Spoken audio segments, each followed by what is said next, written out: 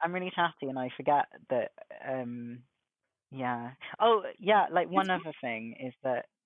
Yeah. Sorry, sometimes I just have like. Yeah. Hello and welcome to the 50 Shades of Gender podcast. We get curious about all things gender, sex, and sexuality, as well as relationships, feminism, the inclusive kind, mental health and kink, and all that makes us humans unique and diverse. From body positivity to body dysmorphia, it's all welcome here. Come with us on a journey of inclusion, acceptance, and respect. I'm your host, Esther Lemons. I identify as a cisgender woman, and my pronouns are she and her. In this episode, I have a conversation with Joe, an educator and trainer on improving inclusivity in workplaces and schools at the Norfolk LGBT Project, and he's also an artist running a small business as an illustrator. Joe's pronouns are he and him, and he identifies as a femboy, non-binary, and trans. Find out what that means to Joe in this episode. We also talk about socialisation and reinforcing gender stereotypes, performing gender versus living gender, medical versus social transitioning, mental health struggles, how being willing to get it wrong is better than staying silent when it comes to supporting people, and the benefits of simplifying life. Please be aware that there is mention of suicide, self-harm, and threat in this episode. It was recorded on the 8th of December 2020. Now let's get into the episode. Hello and welcome. What's your name? Hi, my name is Joe. Hi, Joe. How do you identify? I identify as, I would say, non-binary. Femboy is Mm-hmm. like a term that I really prefer. I have a tattoo of that because I just really liked it. Yeah, those are the two sort of terms that I would say resonate most with me. At some point, I felt like I would include transmasculine in that, and on other days I would not. So it really depends. But yeah, non-binary and femboy, I would say, are the most consistent identifiers that I'm happy to go by. Also, just like I'm a cat parent, I'm also an artist. Yeah, yeah, I am a canal enthusiast and an interior design lover. I like to have labels that are not just about my gender identity as well, I think. yeah, of course, yeah. So, what do these kind of mean to you? I'm mostly intrigued by femboy. I like that. So, what does that mean to you? I think the femme identifier was something that I particularly chose or sort of had a quite an comfortable relationship with because I think I used to be assumed to be a butch lesbian, Mm-hmm. but I didn't feel like a masculine girl. I felt like a feminine boy, and so I Mm-hmm. think having sort of femboy there as like a bit of a sort of a corrector to people's assumptions was something that I felt quite strongly about. Also, I've Mm-hmm. always felt that I am fairly feminine. I've never really had a an issue with the fact that of like presenting in feminine ways or being categorized as having sort of feminine interests or behaviors, etc. That was never really a problem, and actually it's something I think I quite liked, and I think it's also something that I think I bring with me from previously identifying as a lesbian because I think the terms femme and butch are quite associated with the term lesbian or sort of more used within lesbian sort of communities, depending on the person, of course. Mm-hmm. But those are terms I think that still hold some weight there. Mm-hmm. Mm-hmm. And what about the non-binary label? What does that mean to you? I think so. Personally, non-binary just means beyond the binary, so beyond male or female. Anything that's Mm-hmm. not male or female, I classify as non-binary. I know there are some sort of sub identifiers within non-binary, other sort of more specific identities, but I've never really settled on one. So I think non-binary is a good sort of catch-all term for just a description of my gender being neither 100% male, not 100% female, but something other than that, like a different Mm-hmm. gendered experience. And that's, I've always known I've had a different gendered experience to people who might be identifying as cisgender. And so I felt non binary was most reflective of that. I've Mm-hmm. never felt 100% male for a variety of reasons. I think one of them actually is because of the socialization aspect, which I would like to say, I don't believe socialization is inherent in terms of gender. I don't think that is what makes gender. I don't think that's sort of a definition of gender. But I think because I was socialized as female and I was not socialized as male growing up, there are different things that I am more or less comfortable with because of that sort of socialization aspect. Mm. And that's a big Like, part of why I identify as non-binary. yeah, yeah. Like what? Can you name some examples of that? Yeah, so I think I briefly mentioned it in the previous one, but like to me, one of the main things that exemplifies that is the socialization aspect or the familiarity with like the way that women speak when they're in groups together and the way that men speak when they're in groups together, broadly talking, is very different. And there are different Mm, codes of conduct depending on what sort of group you're in. We have these different sort of codes of conduct for all sorts of things. If you're at a football match, there's going to be a different sort of code of conduct to when you're at home with your family. You're going to be having a different sort of code of conduct and also sort of language amongst your friends or amongst your mm, work colleagues, amongst your peers. The way we communicate, it does really vary from person to person as well. So when I sort of make these gendered assumptions, they're vastly broad. But on the whole, I'm sure there are many exceptions to this, but on the whole, I feel women are asked to do a lot of the emotional labor, or that's something that we naturally associate with femininity, and that men mm, are quite often asked to not do a lot of the emotional labor, and that's something that we actually associate with masculinity, or even in some cases encourage it. So, mm, so for example, like the phrases sort of "man up, boys don't cry," any sort of femininity is discouraged, I would say. And yeah, certainly in terms of how well people can express their emotions, it's something that's come up in sessions I've led. People feel unable to actually talk to their male friends in a way that they can actually just talk about emotional problems.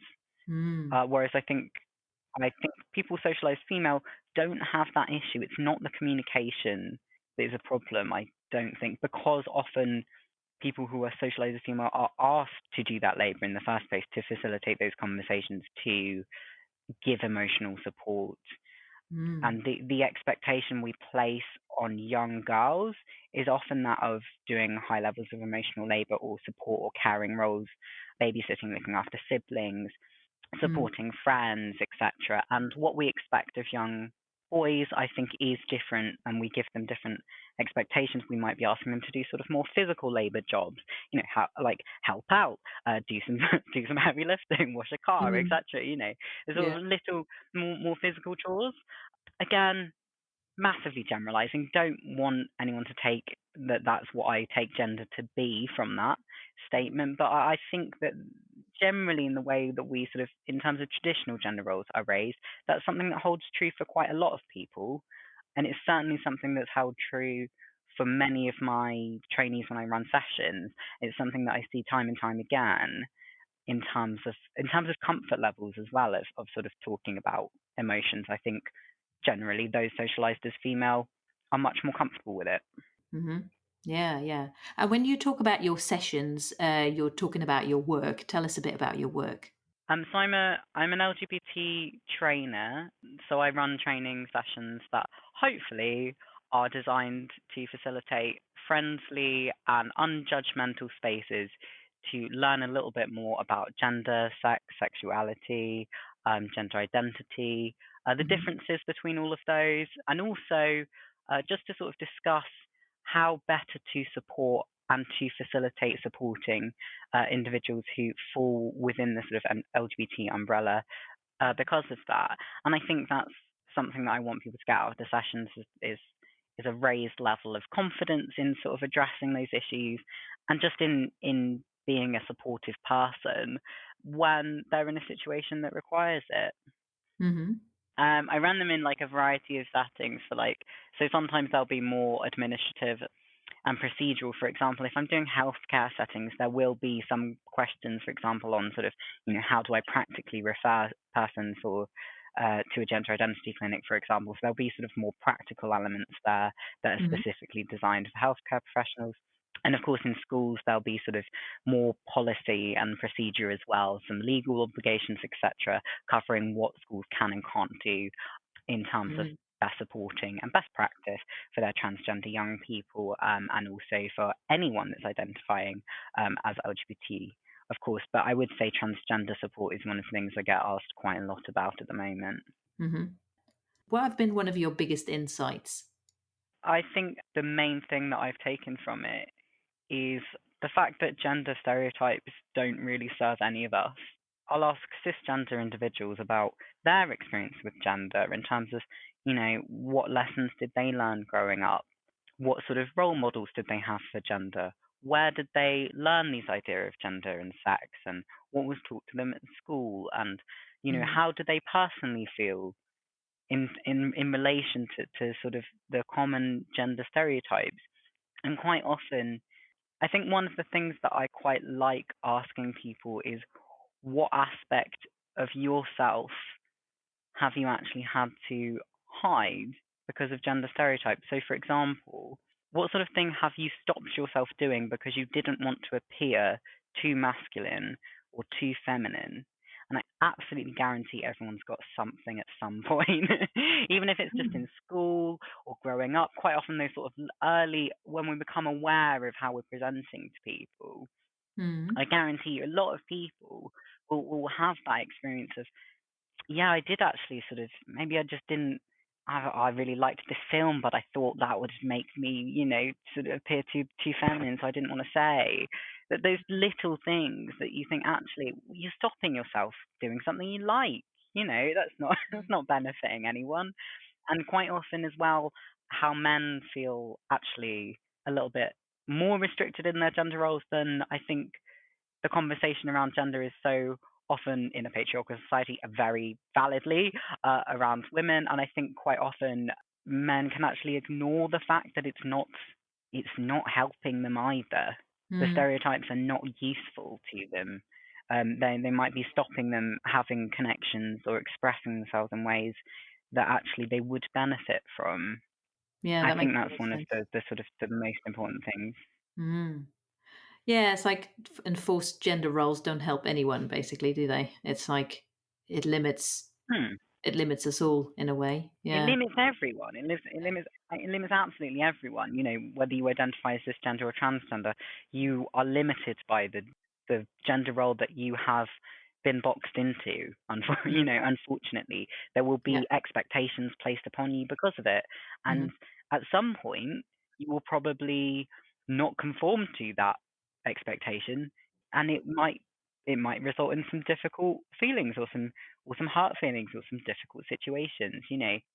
Thinking about how much women are expected to have children. That Yeah. is just the expectation that they will. And Mhm. the sort of lack of validity people can feel if they're physically unable to have children, if that's just something they don't want to do. That sort of consistent expectation, the consistent questioning of a really big chunk of your life and a very big and personal decision to be sort of taken out of your hands, or so even occasionally by strangers, I think can be quite confronting. I think Mhm. rarely do people think, this gender stuff. This is about me. It's not about necessarily all about the transgender community. It is about all of us and the way that we have been raised. Yep. Yeah, totally. I mean, I'm starting to wake up to a lot of that now, to be honest. Yeah, it's very insightful because I think I've always been a bit of a rebel in that way because I mean I never really wanted to get married or Mm, have kids and stuff, and I mean I've not had too much grief for it to be honest, but I know, for example, mm, women who get grief mostly from other women actually. Like if they say they don't want to have kids, it's mm, almost like mm, you're letting all women down everywhere. Do you know what I mean? And mm. it's really interesting because like we it's so ingrained in our society, we just sort of taught to police ourselves, in that way. But Yeah. but I think we police each other as well, and Yeah, unfortunately, totally. I mean, Yeah. I'm saying this. I would like to make it very clear that I'm complicit in this. I also do this. I'm not I'm Yeah. not like above above that No, of experience. course. I've And I've done definitely it too, asked like I'm naive sure. questions on Yeah. gender.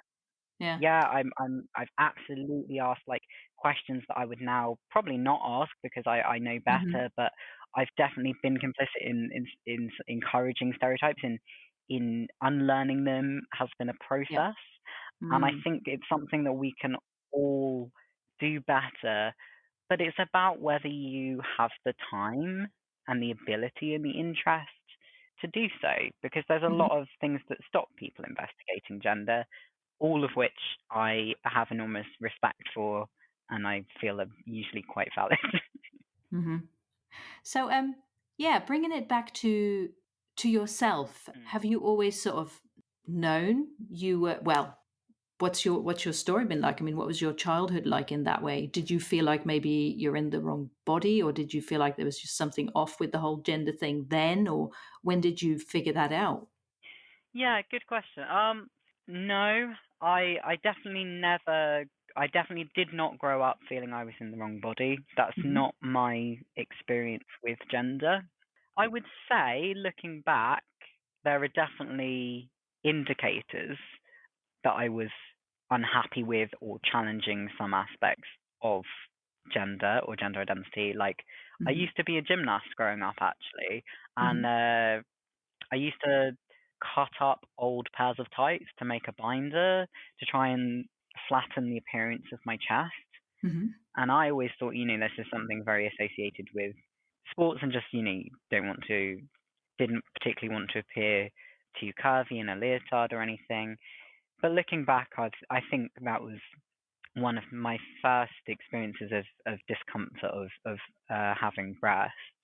So I can see that there are indicators in childhood about discomfort of gender. But I think, like a lot of people, I grew up without knowing that you could be transgender. I think this is quite a common Mm. experience that people think you must know from like a really young age, but it's not necessarily the case. Like Mm. I wasn't aware that you could be transgender. I think there was probably one Channel 4 documentary when I was growing up, some sort of very exploitative lens, you know, sex change shock or so, one of those Yeah. sort of very Mm. gratuitously filmed.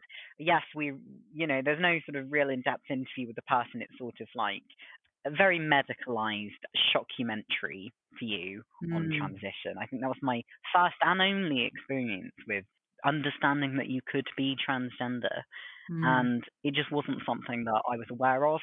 Not until, I would say, even until I went to university, I don't think I was fully aware that that was something that you could be. Maybe I was just growing up in a very sort of rural community. Maybe it was the time. I'm not sure, but I don't remember there being anything in my sort of understanding. And certainly, Mm. there was nothing in terms of education. There was nothing taught about it in school. There was nothing on media wise, and if there was, I wasn't consuming it. So yeah, I didn't understand that you could be transgender. I don't think until probably about 20, and then I met people who identified as non-binary. I met people who identified as transgender, and then I my understanding of gender variance grew Mhm. with those connections, as I think is the case for many people. Many people, gender's not a real big problem for them or something they investigate until they meet someone who has a different experience to them. And that was Yeah. certainly something I relate to. And yeah, it actually wasn't until, and then I happily identified, I would say, as a lesbian for a while. Mhm. I came out at 13 as bisexual, so I was actually out to a few of my friends as bisexual in high school, like my sexuality I think was something I always knew was different rather than my Mhm. gender. I was like, I'm sure I'm different, but I think it's this. I think it's my sexuality. Mhm. And that's something I sort of held on to as this must be it, this must be what makes me different Yeah. in terms of my experience. And I think, yeah, I think I held on to that for quite a while. And then I changed my identifier to sort of lesbian. During the time I was at university, I had my first sort of long term girlfriend who I was with for 5 years. And yeah, I think that was quite one of those sort of fast relationships that becomes very important. And I think that during that relationship as well, I was also in a polyamorous relationship, so I then had other partners within that structure as well. And yeah, that's something that sort of developed over time. Mm. Um, sorry, I'm like losing my own timeline in my head. The reason for this is because I had a really difficult few years, Mm-hmm. sort of in my early 20s, and it really blurs together. Like, I'm sure a lot of people, if they've gone through something difficult or I mean, even just memory going, but it's something that I find difficult to actually put into a good timeline or a timeline that I haven't falsely constructed, Right. because I genuinely find it quite hard to remember how things happened or in what Mm. order when it comes to my gender and sexuality quote unquote journey. It does become quite nebulous and difficult at times. And then I came out as non-binary, but genuinely I cannot remember whether that was before or after I had a suicide attempt. I just can't remember. I wish I could because I always associate it as I came out as non-binary, or maybe I felt like I wanted to medically transition and couldn't voice that to people, or maybe I didn't Mm. come out as non-binary until after my attempt. I genuinely can't remember, but Wow. I know that it was a link, it was a factor. It was like I felt unable to express my my identity to anyone well or articulately, or I was definitely afraid of something or some sort of whether or not this would be a rejection. And I think also being quite part of like a lesbian community as well, I thought, am I going to face rejection in Yeah. expressing, a non-binary identity or a more sort of masculine identity? Is everyone going to be fine with that? And of Mm-hmm. course, they absolutely were, and my partners were. But yeah, I had a suicide attempt, Mm-hmm. and I was unhappy with my gender identity and my gender presentation for what feels like a long time, but in reality, I think was, I would say, a few Yeah. years of quite a lot of discomfort. Mm-hmm. And that is the period of my life where I had a really big self-harm problem as well. Mm-hmm. Like I still have, I cover my arms constantly because I have all of these ugly scars, and I now don't have a problem with them or a problem really with showing them. But I do find that in a professional context, it can somewhat detract from my my ability to present and my ability to articulate myself because of the Mm. assumptions based on my body from the enormous amount of self-harm scars I have. I do choose to cover them for like professionalism, but another aspect of me is like, why can't I be professional and and also have this complicated past? Yeah. What is it about myself that I don't let show in that Mm. situation? I don't know. I think that's probably still something I'm sitting with and not sure about. Yeah. Mm-hmm. That's fair. Yeah. Wow. Yeah, God, I'm sorry. This is such a like tangential thing. Oh, also I used to do drag, so that was a big part of coming to terms with my identity. I was a drag performer on the London. I was a burlesque performer. I was a drag performer on the London burlesque scene. I actually did Norwich Pride. I can't remember what year, but that's something that was a big part of entering into sort of gender fluidity with an element of play and with an element of fun and with Mm-hmm. an element of defined performativity, Mm. but it's two very different things, performing gender and living gender, because what Wow. is wholeheartedly celebrated on stage, oh great, you're gender non-conforming, fantastic. Oh, we love drag. The popularity of RuPaul's Drag Race, the popularity of people's enthusiasm for drag. However, if you are sitting on a tube going home in a full face of drag, you're not necessarily going to get the same sense of celebration. You're going to feel unsafe and you're going to be at Mm. risk. And I think there's this huge disparity between our sort of celebration of gender identities and when it's a performance, and our sort of the stigma around identities that are seen to be not a performance and that we must take seriously. And therefore, I think people actually become a little bit more hostile or uncertain or confrontational. Yeah, wow. So, I mean, is that something you've kept doing, drag, or was that like just a temporary thing for you? I think I got into it because I did a burlesque course, and then I did a sort of queerlesque course. I really enjoyed it. I thought I want to take burlesque, but I want to make it more me, and that involves sort of playing with gender whilst doing it. And for a while, it was a very important. Like, it not only was it fun, but it was a good community. Also, it was nice to sort of travel around a bit. I did some gigs like far away as well. Like, I went up to Liverpool and stuff, and it was quite nice to sort of meet new people and Mm.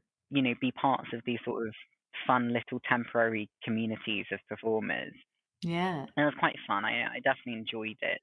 But actually, I stopped after I medically transitioned because I felt like I couldn't perform gender in the same way anymore, and that Mm. if I wanted to sort of make gender a performance again, that I would have to do so differently because I was sort of dressing up male, and I would, be quite, but I would have a very sort of typically feminine body at the time.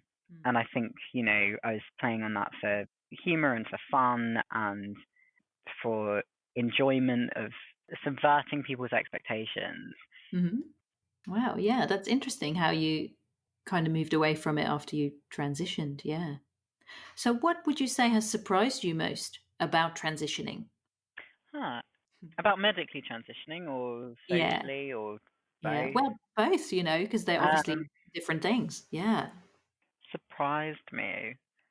Um, I feel like what surprised me most about my personal experience of gender transition is that I felt most judged and most scrutinized and felt I faced the most real difficulty with my presentation, with my gender, with my understanding from within the LGBT community itself, rather Hmm. than everyone else who was and it was this sort of, unfortunately, I have had, situations where I've been told to leave bathrooms. I've been told I'm going to be raped and murdered. I've been told, I've been in those situations. I think a lot of people who are gender non-conforming have, and I think I should add a trigger warning for that as well. But like, unfortunately, I actually think, yeah, the places I felt most judged on my gender presentation or on things about gender and sexuality was from my own quite community. I don't know if that's the right word because we're all just people, but I think it was Mm. from other people that had similar oppressions, and I think sometimes we can spend too long arguing amongst ourselves where we Mm. should be trying to understand our place in like wider society and community, and just like realizing that no one else gives a shit as much as we do. People don't Yeah. care about gender and sexuality in the way that people who have experienced difficulty with their gender and sexuality do care. Mm. There is the same apathy towards it as I have towards apathy towards general sports. It's fine, but it doesn't interest me, and I feel like that's that's the experience of the vast majority of people. Like, that's fine. Yeah, you identify differently. Great. Do I need to do anything? Give me a shout if I do. I don't think people Yeah. are as bothered about that as people who are so hyper aware of gender and sexuality that we scrutinise every aspect of it amongst Mm. ourselves, for other people, etc. So I think the level of awareness you have when you start unraveling your own ideas of gender can, in some ways, turn more problematic or more challenging than others, I guess. Mm. But I've heard that before from Hmm. people. it's almost like what we were talking about earlier, like when a woman decides she doesn't want to have kids, the most criticism she gets is from other women. So and I've heard other Yeah. people say the most, being trans or gender non-conforming in some way, the most problems they've encountered is from within the LGBT community. That's something I've definitely heard before. And in the allyship episode, we also talked about there needs to be more unity, in the LGBT community, really, ideally, because we're all not necessarily in the same boat, but in the same storm, kind of thing. Just to quote a meme I've seen recently. Hmm. Yeah. And we're like, we fight misrepresentation all the time. That's what this podcast is about. We're always fighting misrepresentation because it Mhm. is, they're not necessarily true, doesn't necessarily reflect, how socially diverse we all are as individuals with nothing really in common apart from this sort of one particular experience of deconstructing a thing that we all disagree about anyway. So, you know, Mm. and we fight misrepresentation, but we also then engage in our own forms of misrepresentation in the same way towards each other. And we understand when that gets done to us, but I don't think we always understand when we're doing it to other people, myself included. I don't think we always Mm. acknowledge, like, ah, I've had this done to me, now I'm doing it to someone else. Why am I doing that? Why am I judging this person based on this thing that I hate being judged on? Why is that experience any less valid? Why is this expression any less important, etc.? And I just think that it's a common experience for me, for others. I think, and I do think it's probably just, as I say, just because we're more aware of it or thinking about it more, and we can only go on other people's experiences to sort of define our own, really. And it can be, I think, the process of that isn't always a supportive one where it should be. Mm. Yeah. I'm just thinking back to what you said a bit earlier, that part of your life is a bit of a blur, and it sounds like a very dark time Mm. in your life. So when you came out of that, I mean, how did you come out of it and what happened next? I came out.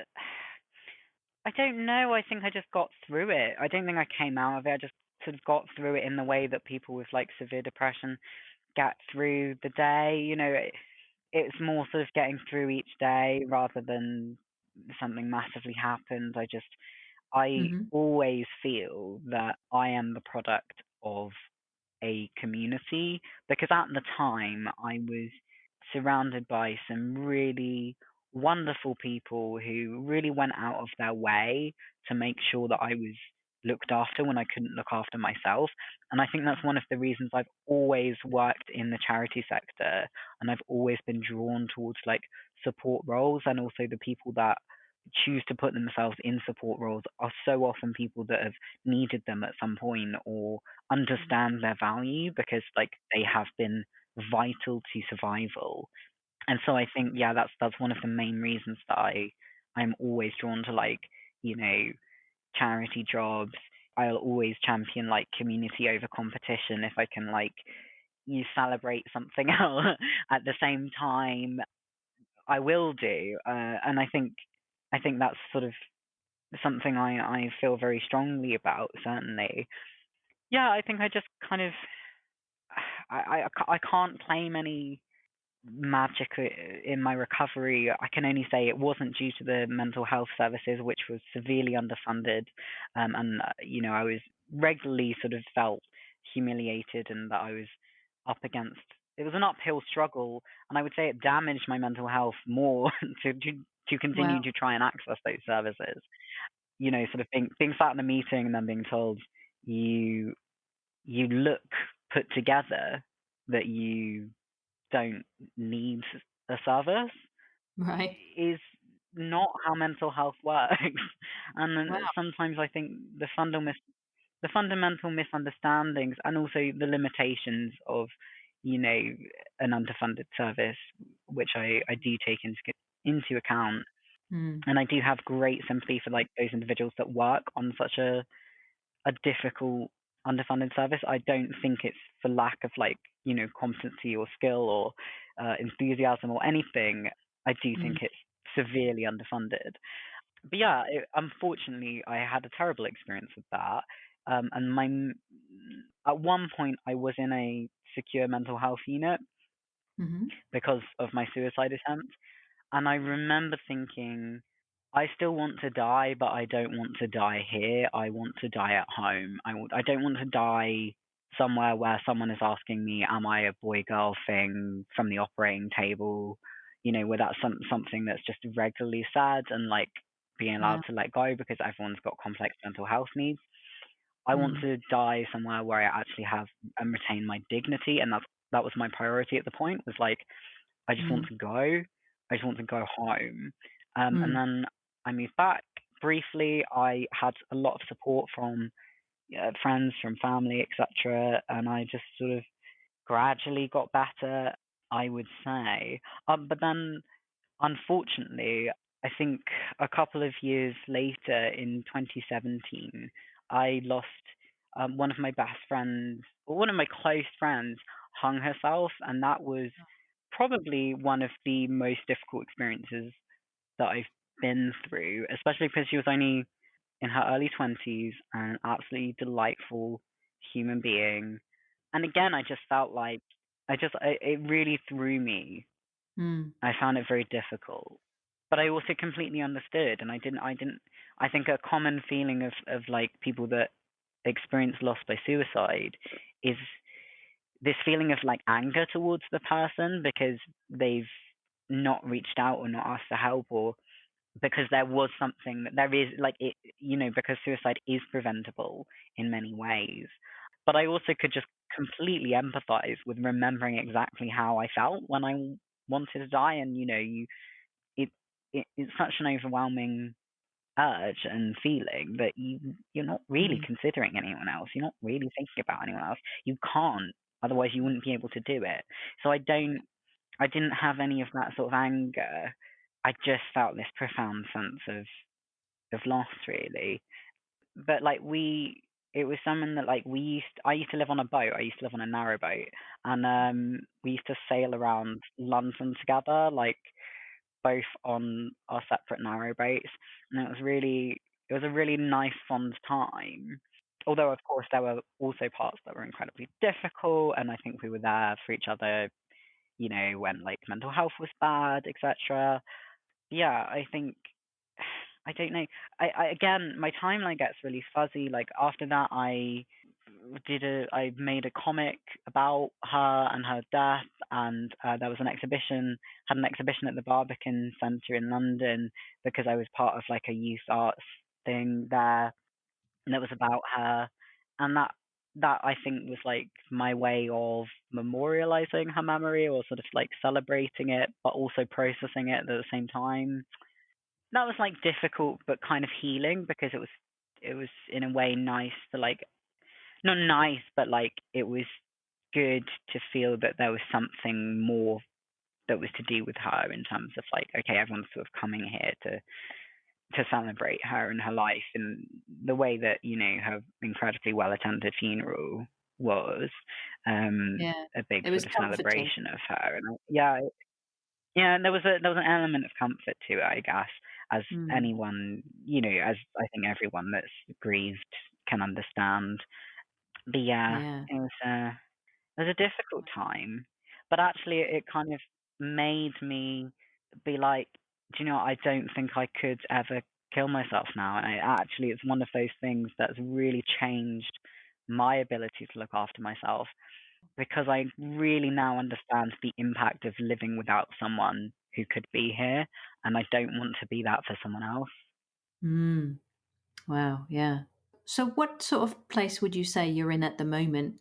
Obviously, it's 3 years on from that, I suppose. How do you feel sort of now in with your life and in yourself? It feels really weird to be like pretty good, but like pretty good. Yeah. Um, Yeah. Mm. yeah, and like, oh yeah. I wanted to kill myself. My friend killed myself. Everything was terrible. No, I'm fine. It that feels so flippant to say, but like it is true. My mental health is manageable. I have remarkably few day-to-day difficulties. I'm not on any medication anymore, nor do I have any sort of mental health crisis. I would say my mental health is as good as the next person, possibly even better, because I've developed better ways to cope and Mm. understands that if I am in severe difficulty, I've probably had the worst days of my life. I'm probably never going to be in such severe difficulty again. And that to me is a great comfort. I can say, you know, something like adapting to difficult circumstances when I've done that in different ways, and I think comparing things throughout my life has been quite useful. Like things like, oh, this is a cold and difficult winter, but I remember when I was on the boat and I had to cut up wood for my fire and it was absolutely freezing, and I would given anything to just like be in a house or have like Mm. consistent electricity, which I now take for granted. It's just like remembering to be grateful for those things. Just remembering that, like, oh yeah, the basic things are not guaranteed, and we take everything for granted so much. So I think it's just about having like a little bit of humility and being like, okay, my life is so much better compared to how it was, and Mhm. it could get worse, it could get better, but I feel like that element of just resilience of like you've got through something, now you can do it again, is quite important. And I think that's quite a common experience for people that have experienced a variety of different difficulties, things way more difficult than I've faced. Is just the experience being like, okay, and from this I learned better ways to cope, which I think Mm. is all you can hope for if you're Yeah. faced with difficulty. All you can hope for is coming out the other side with better ways to cope for if it happens again, because there's no guarantee it won't. There's Mm. no guarantee it won't be another difficult time on the Mhm. horizon. So yeah, I think, but what I would take with that is also in a way, I feel like my transition it's a big part of my mental health getting better. That Mm. I, the way that I present and the way that I have an ability and a huge privilege of passing now that I never had before has Mhm. given me so much in terms of a sense of comfort and a sense of ease that I didn't have previously. Even though Mhm. I quite often choose to be gender non-conforming, it is a choice, and that's such an important distinction to make. Some Mhm. people never have a choice as to Yeah. whether or not you are choosing to be gender non-conforming or not. Some people do, and it's a really big privilege now to be in the position where it is a choice. Whereas I remember it not being, Yeah. and it's a difficult time. Mhm. But yeah, I Yeah, don't that's know. that's really wow, that's fascinating because I that's what I was going to ask you actually, sort of the link between your mental well-being and your how you feel in your gender identity. So I guess that, you've answered that, haven't you? So, Fourth um, child. I mean, I think there's probably a lot to unpack there if I like mm, really tried to construct a timeline. I think getting surgery was one of the biggest days of my life, and one of the things that I I actually had a profound sense of anger about. I remember I thought, right. oh, I feel so relieved, and the first emotion I felt was so angry. Wow. And the reason I felt so angry was it was so simple. Like I woke up and I was like, the problem is gone. Wow. And I've been so unhappy for so many years. Mm. And it was this simple all along. Mhm. And it was like a lack of access, you know. It wasn't if I had a big pile of money I could have had that, years ago, and Mhm. it would have gone away. I would have felt better. Mhm.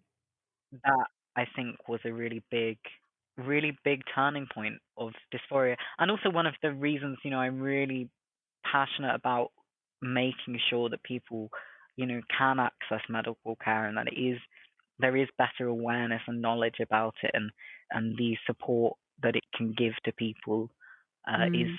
so vital.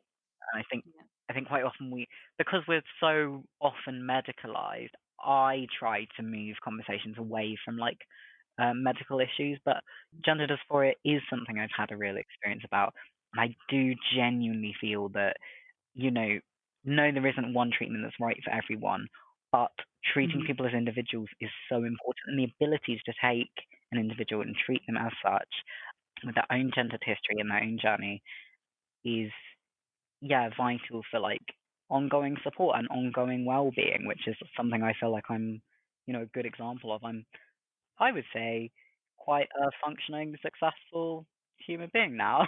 And I Yeah. really, if you looked at me a few years ago, you would have been like, God, this person is like a mess. I don't know what to do with them. I think I'm really worried. And I remember like feeling that about myself. And I know people felt it about me. But, Mm. I would just say like, it can get better if you're in that place. And it absolutely won't feel like it, but it is completely possible. It just takes Mm. time. And it's time you don't feel you can get to when you're in that point, but it is available. But yeah, I don't know. I think it can be I don't really know. I don't really have any sort of moral lessons from it. It's just it was shit. I didn't have an easy transition. It was hard. It's still not over. It's ongoing, but I think the really hard days are behind me now, and I think that's something I'm grateful for every day. I think that's Mm. probably why I'm much better now. Wow. So, is there anything you'd like to say as we wrap up? Something you want to leave people with? Something that you feel is important to say? Mm, One is for like people who want to know or understand more about how to support individuals. It's just that the main thing I'd like people to get across is that not knowing everything shouldn't be a barrier to like a supportive attitude of inclusion. Like I think there's Mm. this real fear about getting things wrong, and that actually, silence because you're unsure of what to say can actually be the most damaging, because if that person is really struggling, they're going to fill that silence with all the bad things that are already in their head. And actually, you're just like, oh, I don't know what to say. I'm not sure what to get it right. But your heart is there. You are with them. You are supportive, and it's just trying to communicate that. Like, even if you don't know what to say exactly, just have a go. They'll appreciate at the very least that you are giving them that supportive attitude, and that is Mm. so noticeable in like any human communication, whether or not you're trying to tick a box, or whether or not you genuinely care how someone is. And then I would just always say, just try and get across that you genuinely care how someone is.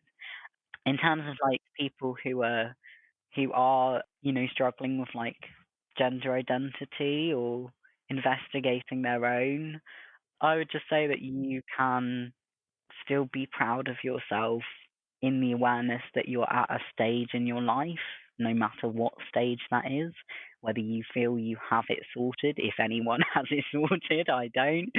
Mm. Whether you feel in between, if you're unable to be seen, whether you feel part of a community or not, your identity is valid, and it is worth taking time to investigate gender, like everything that you feel, everything that you know.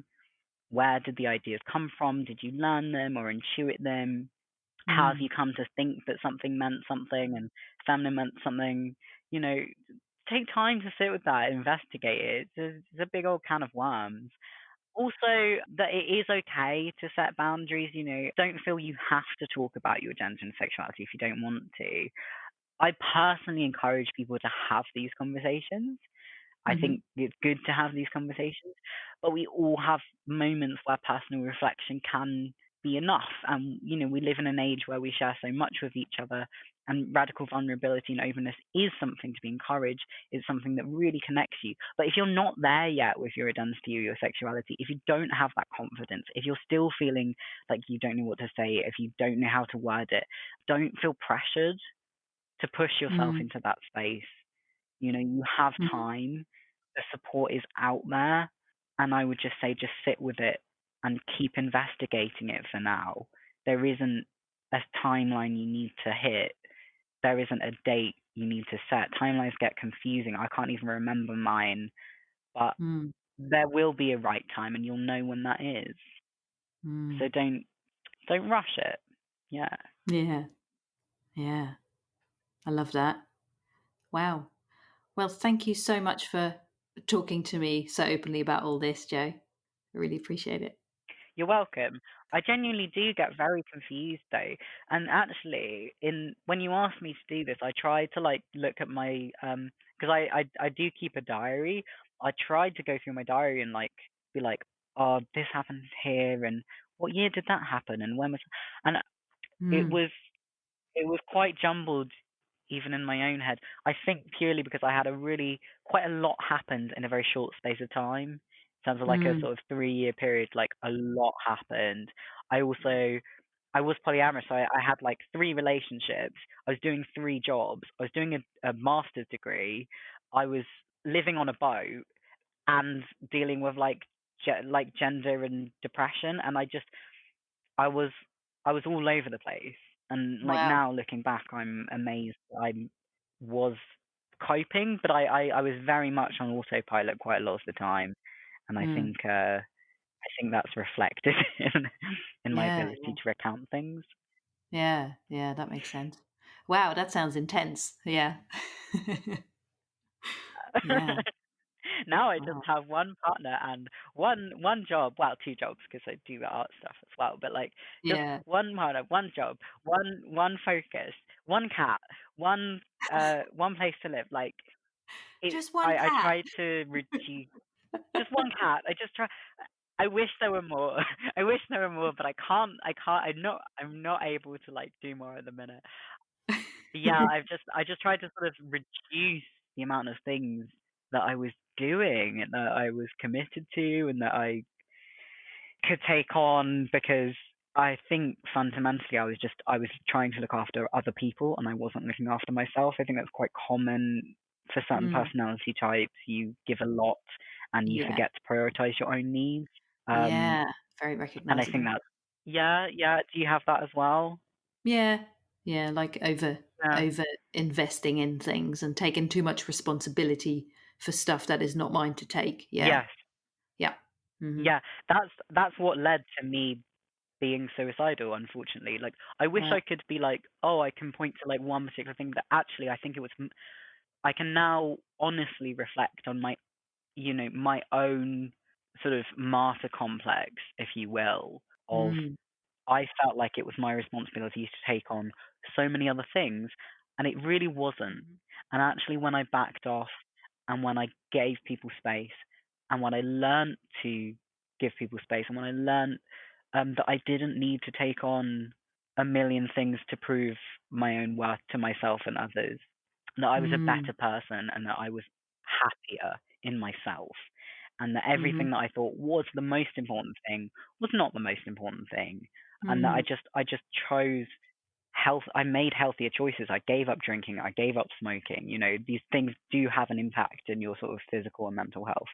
mm, I actively chose to like, with the support of my friends, to move to Norfolk rather than stay in London where I knew there were things that were too difficult.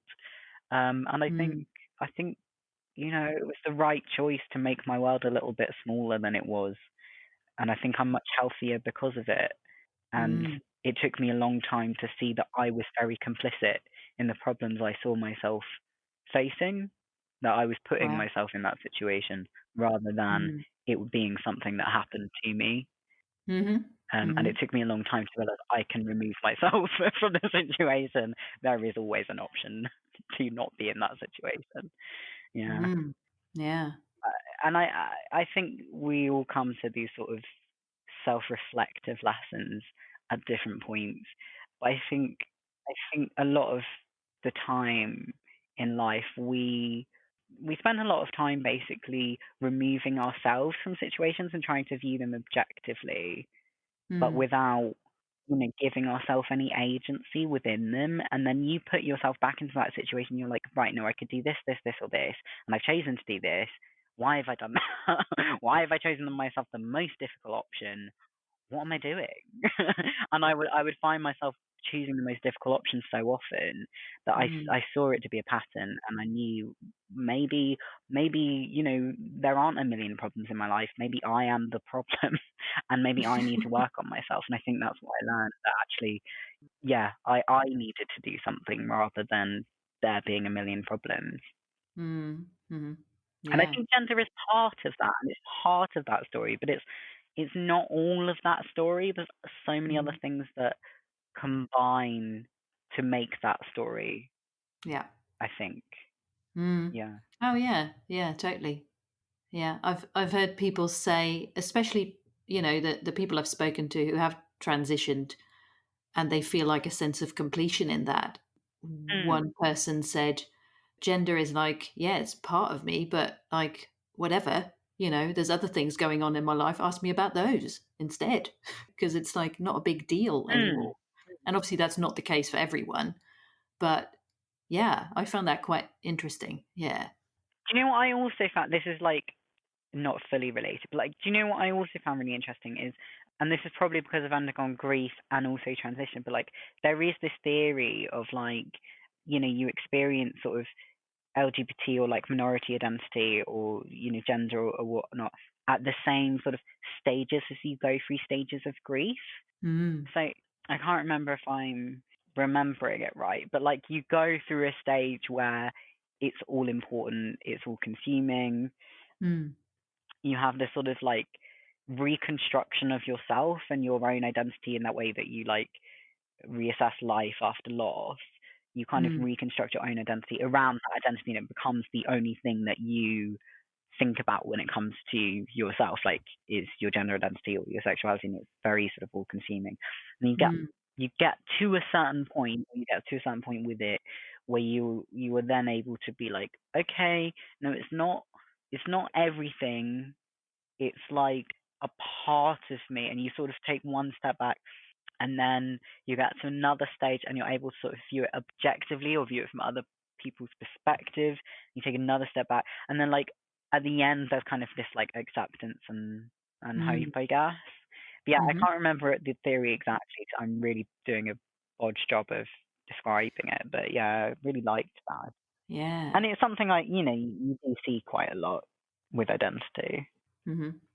One more thing is, and that I think is like LGBT people, we basically, my train of thought, that we like expect, because we've gone through the coming to terms with our own identity, possibly for like years, like Mm, internally, it takes maybe, I think it took me sort of maybe like 2 years to come to terms with my own identity. And the moment you come out, you expect everyone to instantly respect and understand every aspect of your identity. Because mm, you've gone through like 2 years worth of work, and you don't mm, give people 2 years worth of work. You expect it immediately. You don't kind of take a step back and be like, hang on, I've done 2 years worth of work on understanding my own experiences here, and I'm not mm. giving people around me the same like time to come to terms with that. So there is also a sort of weird time imbalance, I think, when it comes to gender as well.